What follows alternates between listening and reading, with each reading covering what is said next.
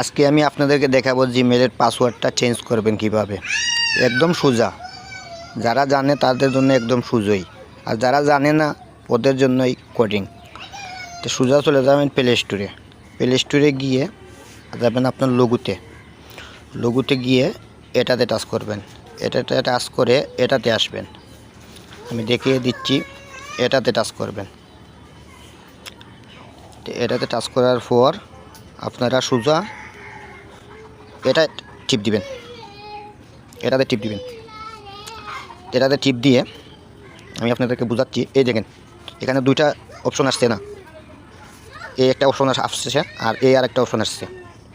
তো দুটোটাই আপনারা same number দিবেন। এটা মনে করেন পাসওয়ার্ড, আপনার এটা চেঞ্জ হয়ে যাবে পাসওয়ার্ড। তো ধরেন আমি একটা পাসওয়ার্ড দিই,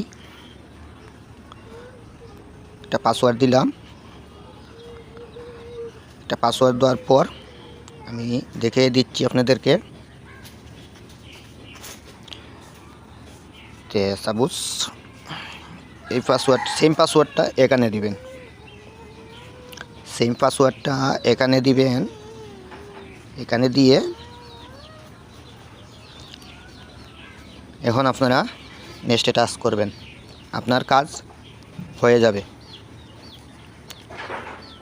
এই দেখেন কাজ কিন্তু হয়ে গেছে, আপনার পাসওয়ার্ডটা চেঞ্জ হয়ে গেল, দেখতে পাচ্ছেন? এই দেখেন চেঞ্জ হয়ে গেছে। মূলত এভাবেই জিমেলের পাসওয়ার্ড যদি ভুলে যান আপনারা এভাবে চেঞ্জ করে ফেলবেন, হয়ে যাবে। ধন্যবাদ, সাথে থাকবেন।